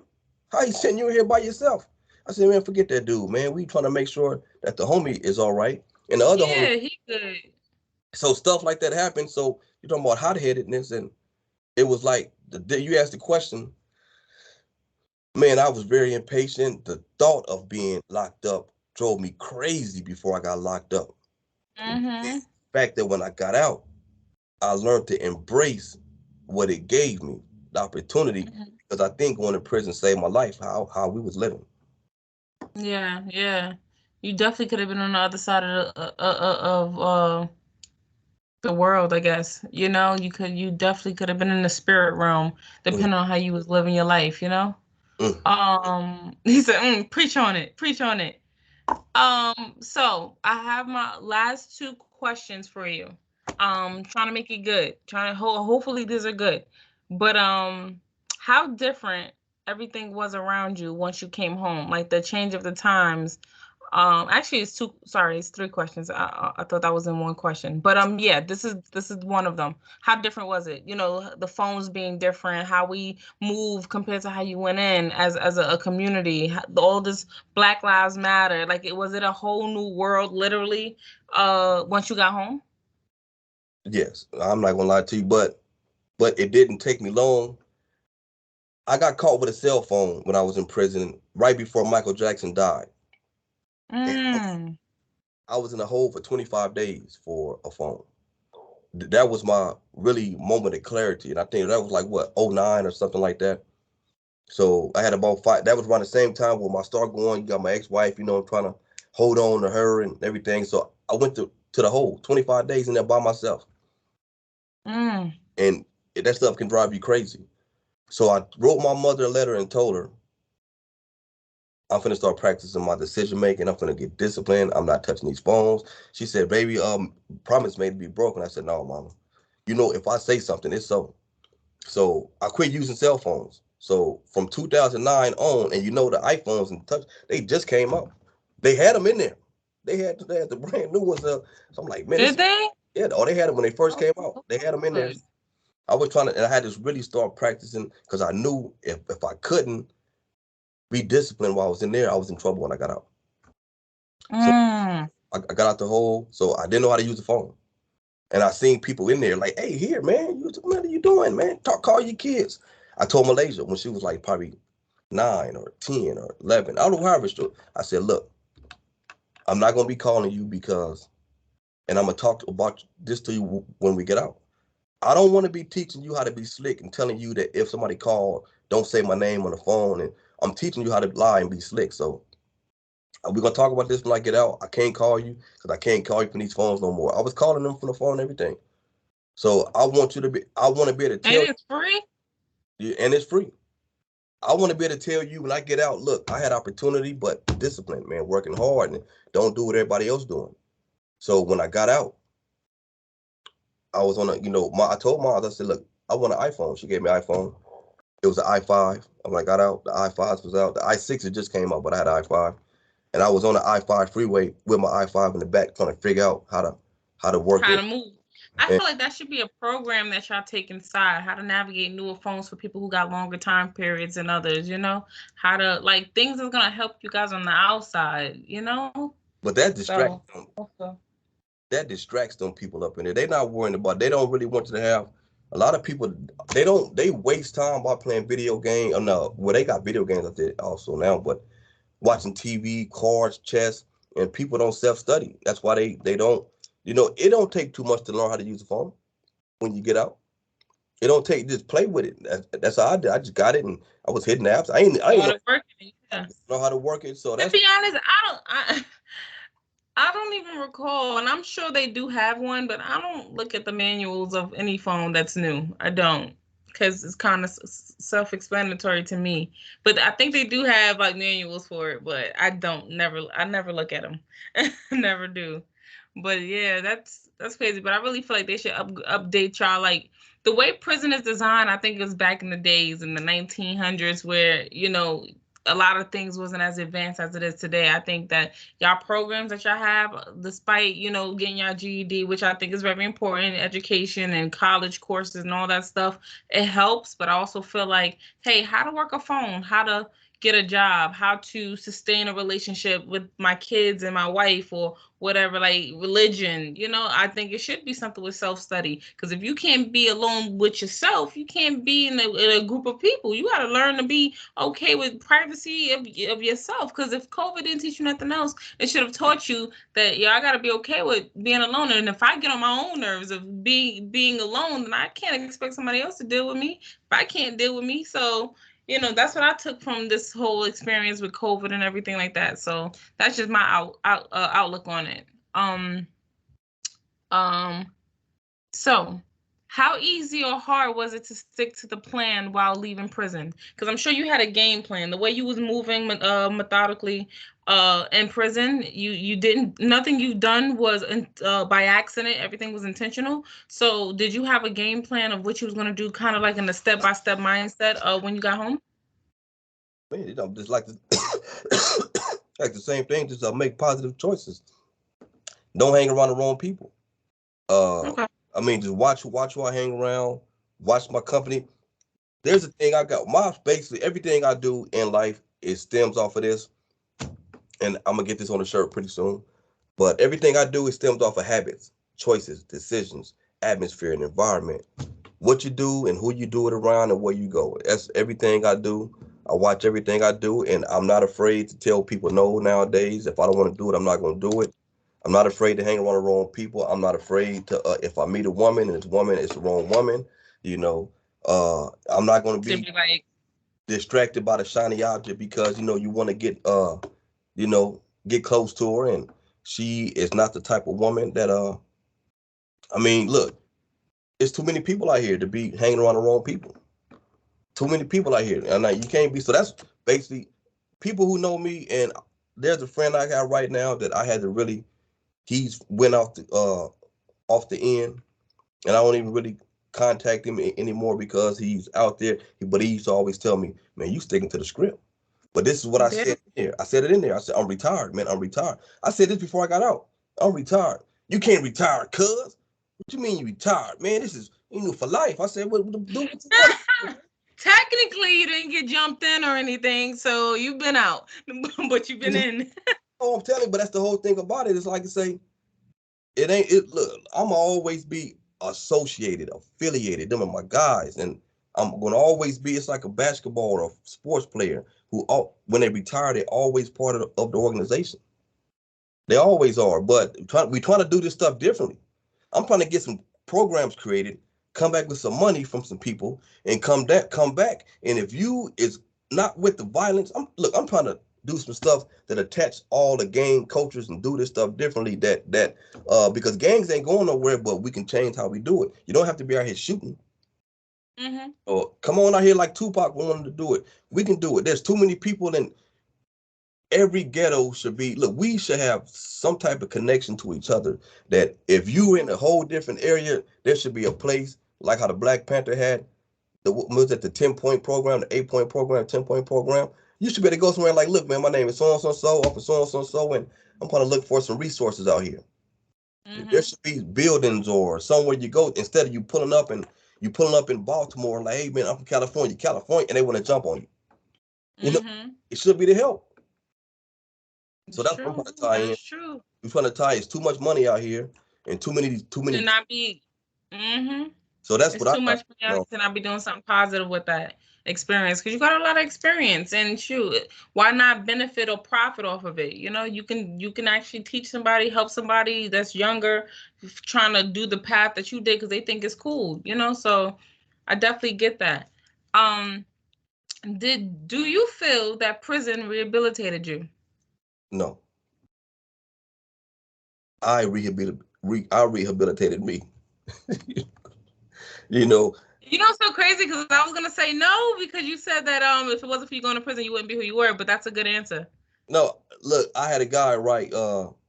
They try to put the CDCR in California Department of Corrections and Rehabilitations. They did that just to make it look good, and now they got the and rehabilitations all over the place. So I had a guy. I was in a group, and he said, prison is supposed to rehabilitate. I said, no, it's not. Prison is meant to punish, man. Yeah, it's supposed to punish. It's your responsibility to go in there and come back out better. Man, this is a business, man. They want you out here committing crimes. If you ain't committing no crimes, man, these people ain't gonna be having no jobs. People not gonna have jobs to do if you ain't out here committing crime. They just don't want you committing the ultimate crime. But prison didn't rehabilitate me, because if it did, if that's what it was meant for, I'd never went there. Just the thought of it would have been, but to sit back and the time it gave me, it's identifying what I needed to work on. It's basically self. No, I can see that. I definitely. I'm and if you see me typing, I'm just kind of putting your quotes down because I'm loving these quotes. The prison is meant to punish. You are responsible for your own growth, basically. So I love it. Yeah, it's to make yourself better. I love that. I've spoken to a few people that live the lifestyle of like having unfortunately had the opportunity to be in prison. So I've never heard it said that way. So that's true.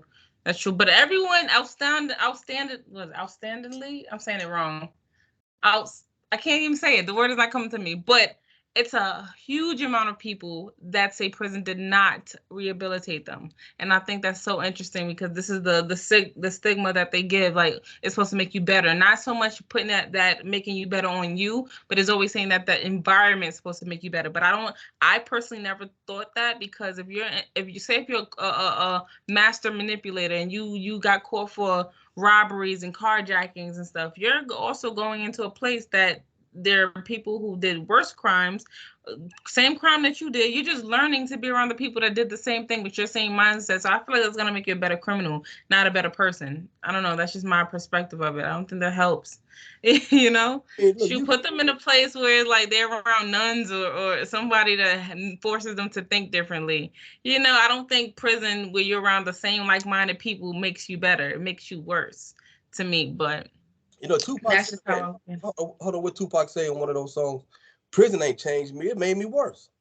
I think on the song on the Hearts of Men, on the Hearts of Men. But then look, when they take you away from your family, put you in a bad spot, you angry, you're mad. A lot of people are bitter. A lot of people, they don't hold account. There's some stuff I got called, man, what's your greatest ability? What is your greatest ability? And we ask this question. And I ask people what their greatest ability is in life. And I let people see what they're going to say. And then whatever your greatest ability is, like I can ask you, what do you think your greatest ability is? Are you, is that rhetorical or are you really asking me? Oh, I'm really asking. I feel like my greatest ability is, I feel like it's in the realm of communications. So, I think, that's a good question, but I feel like it has something to do with like sense of communicating with other people, talking and broadcasting. I think that's the realm it is, but I won't know off the top of my head to pinpoint it to that is what it is, because I'm still trying to seek out my purpose. So that's kind of hard. Look, and then when people ask the question, I let people know that your greatest ability is your availability. Tell me that's on a shirt. Tell me that's on a shirt. Oh no, see, that's not my saying. I got that from Shannon Sharp. I put that and put his name under it because that was amazing. No, but we talk about that, right? But then he said because whatever your skill is, greatest ability is, you have to be available to do it. If you're not if you are not somewhere, see people who are great workers, but they miss work too much, they're not available to give their greatest skill. And your availability leads to be dependable, which is dependability, reliability. I love that. Oh, I love that. I love that. Oh my gosh. So I got abilities, right? There's the thing I got ability. I ask people, what's your greatest ability? And then we got coachability. I was a very uncoachable. So I go with all words that ends in ability. And then I try to pick one of those out. I just try to sitting back all that time on that top bunk got me, I write this stuff down. So we try to incorporate this stuff and availability. First thing, you can be a great dad, but you're always working, but you're not there for your kids to really have how your day go today, son? What's going on, man? You got some issues at school today, and to walk through these things, but you got the lunch money on the table. When your kid needs somebody to talk to or hug them, and just for like 10, 15, 20 minutes. And that's why every single night I get home, I make sure that me and my mother have a conversation to talk about how the day went, how her day went, and we just talk over the day. Some people don't find, whether it could be 2, 5, 10, 15 minutes, whatever it is. People skipping through life too fast. So you need that I available. agree. No, I definitely agree. I definitely dedicate time to, my mom. My dad is not here anymore, but but sometimes I have to unplug from my immediate family. They it's a lot sometimes. So, trying to pour into other people, you leave yourself empty, and then you don't have that resource to fill you back up. You have to find that. So, I'm still in search of finding my source of power, but sometimes it's draining. So it depends, I guess, on the situation or the people you're around. So I agree. It's in there. It's in there. No, Like I get you. I just gotta find it because right now I ain't got. Sometimes I gotta skip a day. Like I gotta handle you with teaspoons. Even my brothers. So my sisters. Sometimes I just gotta deal with them at a teaspoon length, and then it's like, okay, I'm done for the day. I did my task. You know what I'm saying? So that's a good deed for the day. But is there anything you would like to add to your story that you haven't got the opportunity to mention right now? Is there anything that you wanted to add? I mean, look, you see my logo, my emblem. This is Represent it. Give us the opportunity to know where to find you, what you about, your shirt, your sweaters. Show us what you got. Show us what you wear right now. I mean, Because I know that's your stuff, right? this is one of them. Look, you know the phrase "comfortable being uncomfortable." Yeah, but This, that logo. Let me see that logo. Let's go. Okay, you got your words in the back of this one or no? oh no, it's right there. Comfortable being uncomfortable, Okay, but because I know some of them. I think the one that Mala had, she had words on the back of the shirt. So I thought they all had some type of saying in the back. no, I think the saying is, I got some on the front of the shirts. Like the one they got is what I wrote on the wall. Life ain't about being right; it's about getting right. And I sent both of them that shirt. That's just a phrase that too many people want to be right in life. But this is my company, and this is my 5Gs Incorporated. 5Gs, and I'm trying to incorporate this, trying to make it like some type of it's basically Movement. target at the youth.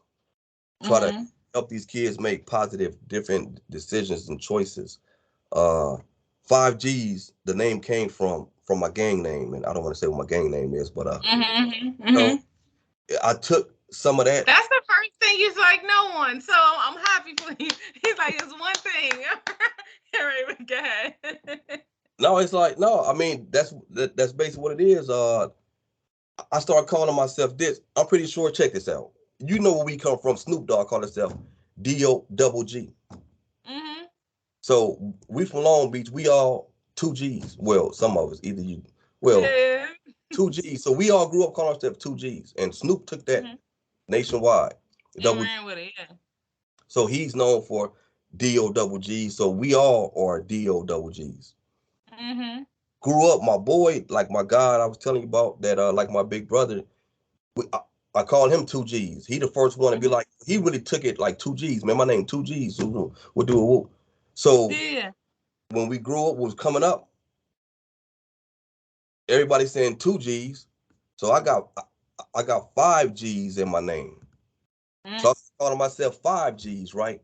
But then when I went to prison, and then 10 years later, I met my boy. He had some stuff that it meant something.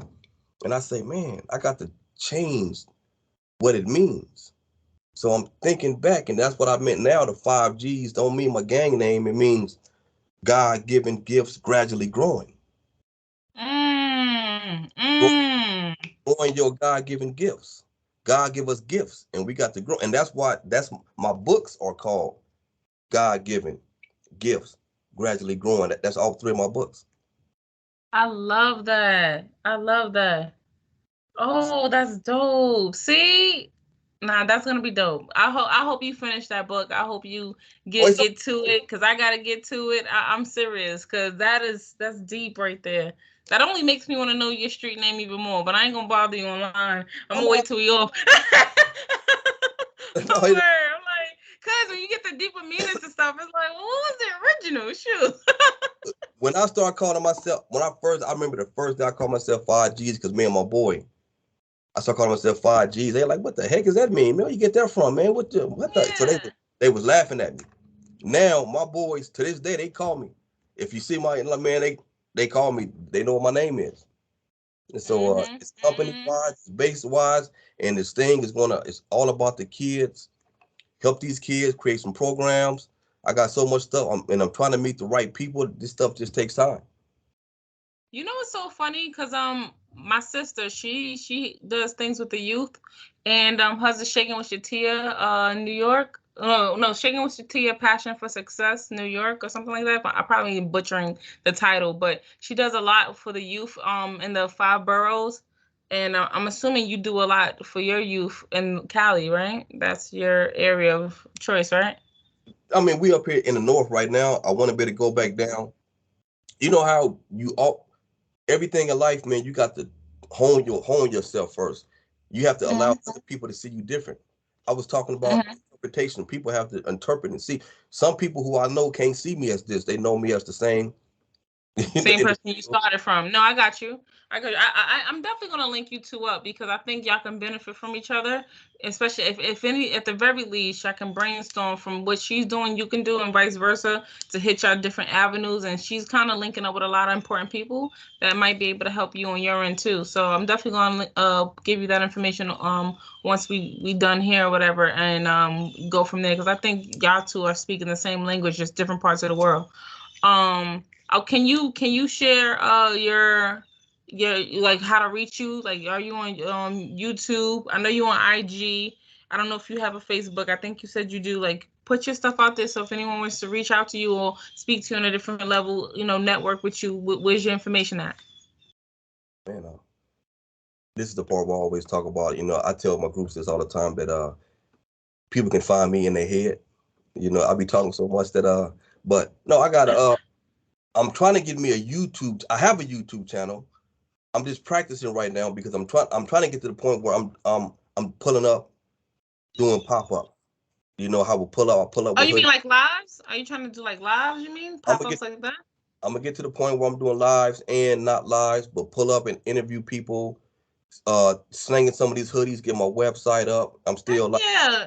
If you need help, definitely reach out. Cause I don't know everything. I'm still trying to get my stuff together, but we can do it together. We can definitely do it together and get it out there. Cause So I wanted to bug your ear about how you do your sweaters. I got some things I want to make hard copy as well. So each one teach one, right? So if you need me, just you know how to reach me. So, but I definitely know so as far as your IG is concerned, what's your name on there? Like, you tell the people how to reach you on there, because I know YouTube is still a work in progress. I mean, it's the same thing. I mean, I just I don't really post too much videos up on but I do all my stuff is really I just make little videos quickly ones for Instagram, FIVEGEEZINC, so 5Gs Inc. That's me on Instagram. And I'm on YouTube with basically my name, ERIKFLEMING, Erik Fleming. They made me change. I was Erik Fleming 5Gs, but they made me take the 5Gs off when they start tripping. Ah, they corny. And I'm also on Twitter, the 5Gs, DAFIVEGEEZ. But my YouTube is it is 5Gs TV, FIVEGEEZ. I love that. And you said what link was that one? What was that last one on? Who the YouTube? No, the last one that you just said was. I'm sorry. You said I said the Twitter. What did you say after Twitter? I said the YouTube. 5Gs. Oh, okay. Just wanted to make sure. Okay. 5Gs TV. I got my thing called Breaking News. I drop breaking news. I'm not gonna lie. 5G TV sounds interesting to me. 5G TV. No, it's like 5. But that's when I'm gonna start. That's when I'm gonna start pulling up, hopping on flights. I want to start doing that like once a month. Grabbing a whole bunch of hoodies and sweaters. I'm trying to build up this business credit, get business credit cards, and be able to just put my order in, and just hop in somewhere, hang on the corner somewhere, and just do this live and on a corner in Philly, in New York, and just just hang out for the day, for the weekend, and come back to work. Yeah, have somebody do it for you. Have somebody be your recorder for you. So you don't gotta hold the camera. Oh no, you know who gonna be holding the camera for me? She coming. She know that's her job. She hold the camera and she on payroll. That's her. She already. Yeah, I'm so. She know we get a vacation up out of it, and she got a job. Press Word. press play. Press play and sit there and Press keep it play. on me. Press play. We want to ask these questions because that's all we look. I like hopping. I like going around asking questions to people, everyday normal people, because everyday normal people is the background of the society. And getting people's stories and how you doing, and I don't care where we at, man. I'll pull this thing out anywhere. Interview, give you a website and do the dot thing. I'm trying to get all that stuff. They got the dot. Put your phone on there. Link up, because this stuff. Look, I don't do this stuff for monetary thing. I do it because these kids out here hungry. They need it. They need it. That's a fact. That's definitely a fact. Like, I'm not gonna lie. I'm not too far from Buffalo, and I was gonna actually come pull up on the tops that they had that mass shooting at. I had to really sit myself down the other day, and I was like, yo, I'm literally like an hour and a half away. I can drive up there, at least mourn those people or celebrate those people's lives. And it's a whole big thing with the guy Aaron Sumter or whatever, and he was creating something. It's a lot of like behind the scenes that he was trying to do, and they saying it's a lot of conspiracy theorists coming in and saying why that happened, and I entertain it, but I definitely feel like I should definitely pay my respects to those people, because it's saddening that it's a lot of people that look like me, that was gunned down, that was, we can't change how we were born, we can't change that you were born black, you were born white or Italian. We can't change that. And the fact that people hate us on the strength of how we look, it's saddening. It's definitely saddening. So I definitely want to take my time one day this week to pay my respects and go up there and kind of, pay a tribute to them, because that's jacked up. And obviously it never been this close to home before, because it's always in an area that I can't get to with a quick drive. It's always been hours away before it to hit near where I was. And it's crazy because I was out there that day that happened. I was out there, and we was talking about going to the supermarket, and we normally would go to Tops, and we didn't go. We was doing something with Kamir, picking up his car, and I was like, yo, I was tired, and I said, let's just go back to Jamestown. And luckily we bypassed that. So it's crazy, man. It's crazy. And look, when I tell people I was out there, actually downtown Buffalo, when I got back to the room, because I had just left Niagara Falls, I turned the TV on. It said shooting in Buffalo. I said, I just was out there riding around downtown because I'd never been out there. And I rolled around and I saw some kids. I was going to take a picture because they were protesting the Roe v. Wade. And I saw somebody had a sign, but I was driving, and I went around like the little circle thing that they got downtown Buffalo. And I said, man, forget it. Yeah. Somebody had a sign that said up, F them kids. F them kids. And they said, man, anti-abortion. I said, ooh. I wanted to turn around and get a picture. They was honking. I said, what the heck, man? But I said, man, let me get out. I would have turned around, pulled in something, and got him. Yeah, man. I was then. I said, and I wanted to do it. I was going to do it, but I said, man, I'm out of here. I'm tired, man. Let me get out of here. But I know, yeah, man. Like I said, things. Actually, you said it. Things happen for a reason, and how life's supposed to play out where we live in that path. We're already doing it, so just definitely stay safe, because it seems like it's one thing happened after another. It was Buffalo, then it was Texas, then it was where that place. So I want to say Pennsylvania. I'm not sure, with the elementary school, if I'm not mistaken. I could have it a little mixed up, because I think Texas was the elementary school, but something happened right after, and I can't think of the location, but it just seemed like it was right after another, right after. It's like, I swear, I feel like it's a lot of those people that's watching TV and say, oh, he only got 10. I'm about sure I could do it next week and I can get 15 out of that. Like, I feel like that's how rapid it is, that they're just trying to outdo each other. That's how it seems. And oh, there's no place to raise children anymore. That's why I try to stay upstate, and even upstate ain't good enough. Lord, the man gonna do what he do. And a lot of people are, you can't tiptoe through life. You got to let this man do what he do, and just continue to make the right choices, and don't be scared to go do what you're gonna do. That's just basically what life is. He gonna do what he gonna look. This emblem means a whole lot.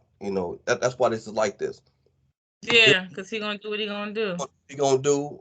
Man, we ain't perfect, and all we can do is go through life, and then even though you never know, just man, utilize your time. Keep Make the growing. best of tomorrow. I ain't working as hard to be something in life for somebody to just hate me because I'm black, to take it away from me, you know? They gonna So I ain't gonna lie, that's part of the reason why I don't go nowhere. Because they gonna before we could target it being in the low income neighborhoods, but even still, they upstate. They upstate with it. Not saying there's no low income neighborhoods in Buffalo, but like that's some shit that I wouldn't expect up here. I would expect it to be downstate or some place like that. They even had the thing going. I don't know if you heard of it, like what it was. I think I can't think of it, bro. I think it was Brooklyn and the train station at Chinatown or something like that. And they freaking shot mad people. Shot mad. I don't know if anyone died from that, but like I'm tired of it. I'm tired of seeing us gunned down by police. I'm tired of seeing us being brutally attacked racially, verbally. We get called niggas just because they don't like certain things. I have yet to see a black person just berate another race with insults just because. But if you notice, when you watch a lot of things online, they don't get their way, and I'm telling they, as any other race, don't get their way. They quick to call us a nigga. They quick to degrade us by our race first. Like, come on, man. It's like I said, I think I'm doing it to myself because I invite that what I watch into my spirit. But it's like I can't hide from it. It's every day, every day. Sure, that's why I don't go nowhere. It's every day. It's something, someone. This world is either super sensitive or it's just a mess. This world is a mess. I think if I had the opportunity to be born earlier, not too early, because segregation ain't that old, but the Jim Crow era, but just that sweet spot of the 90s, that sweet spot where it wasn't that bad. I'm a 90s baby, but I was the late side of it. I need that sweet spot of the 90s where we were swing dancing and having a good time, and the racism wasn't as prevalent as I feel like it is now, but it was definitely something that we had to overcome. So I wish I was born around that time, like the 80s, 90s, like the beginning side of it. The 80s was the last Cause great era. The 80s was the last great era. Like everything changed in 92. In 92, everything started changing. Everything, and I don't know what happened. The rules started getting stricter. 94, they start the attack on, like with the riots out in LA and different things. But 92, and I think someone asked me, and I said it, and I'll say it right here. Dr. Dre's album, The Chronic, and Ice Cube and all them guys, man. I think they single-handedly changed the culture of society because everybody started smoking weed after The Chronic came out. The riots and everything, and they need to do a documentary on the year 1992 because I'm telling you that's when everything starts to change. The Rodney King riots, the verdict with the Rodney King happened after 92. everything changed. Everything changed. People start smoking weed. People start getting more violent. So so black people really start like, what, we tired, and that's 92. We start expressing. We ain't taking it no more, and so puffing more weed, more rap music, the gangster rap, and man, Ice Cube and Snoop. Was the NWA around that era too? I'm kind of not I mean, vaguely sure. no, that was before they started it in the 80s, but it was they started because it's the same thing. That's why I said Ice Cube and Dr. Dre. But when Yeah, Dr. they was in the same group. Yeah. So when Dr. Dre branched off, when they started rapping about these LA riots and stuff like this, people was angry and mad and they wasn't taking it no more. And when Snoop came out in 92, the marijuana, the weed, is like everybody started smoking in this 92. Just they need a documentary of that year. Somebody, and I don't know why nobody has made it and to see what changed the culture, but people, black, and then right after that, the rules start changing. They start locking up brothers. And like 94, so like that. So that's 92. The way we responded, they responded with lock their butt up. And it's been like that ever since. No, that's crazy. I'm actually interested in that because that shift, and they also had a what was that major pandemic? That it was a pandemic that happened in 92 too. My mom was telling me about it. I just had a conversation with her not too long ago. Um, damn, it was not like COVID, but it was one of those major like sicknesses y'all had. Like it was a dang, I can't think of it. Did y'all ever have one around then? Like it was like some major sickness. I don't know if she was talking about 92 per se, but the early 90s, y'all had to overcome something similar to like the pandemic. I don't know. The only thing I know about, they had the big curfew, like the riots. I don't remember anything else I for. thought she was speaking, but I thought she said something around the early 90s, late 80s. Y'all had to. I know it wasn't. I don't think it was like the AIDS pandemic or anything, or damn, the salmonella. I don't remember, but I'm gonna look it up. But it was a lot of things that shifted beyond like the rap music and stuff, because as easy as it is to blame the music for how things are, we have to take responsibility within ourselves to know that, hey, sometimes we just have to look in the mirror and be like, look, like we're causing this type of stuff. I'm not saying rap music doesn't play a part. It definitely plays a part, but we can't just point the finger and be like, hey, because we're the ones buying it, we're supporting it. You know what I'm saying? So it's like it's all of us. It's them for making it. It's us for buying it. It's socially acceptable, and that's where we are today. Where we accepted so much stuff that now we as a snowball, rapid pace of bullshit that's happening on a day-to-day basis, and now we can't handle it. It's too much now. It's too much. We can't take it now. So I think that's the conversation that people is not ready to have. But I definitely appreciate you, because I do got to close this out. We're going to talk on our time, but I got to close this out because we had 2 hours now. But thank you so much for doing this. I really appreciate your time. Thank you for your experience and getting through that time in one piece. And I know it took a lot out of you just to get to this point today, because I think when you first started your prison sentence and how you are today, I know you lost a part of you throughout that journey. Somewhere or another, you had to change, gravitate, adapt. You had to lose a part of yourself to gain a bigger path. You know what I'm saying? Of who you are today. So again, I appreciate you, brother. Thank you so much for doing this for me. And as always, we here. So reach out to me and I'll help you with that YouTube channel. And I'm definitely gonna bug your ear about that clothing stuff, okay? And I gotta link you up with my sis. So right. Of course, I'm gonna send you. I'm gonna message you my number so you got it. I know. Definitely, because what you sent me was the work one, right? Oh yeah, that's a work number here, but I'll send you my number. Got you. I got you. Send that to me right now, because I'm gonna touch base with you once we're done. All right. Thank you so much. Later. Stay growing.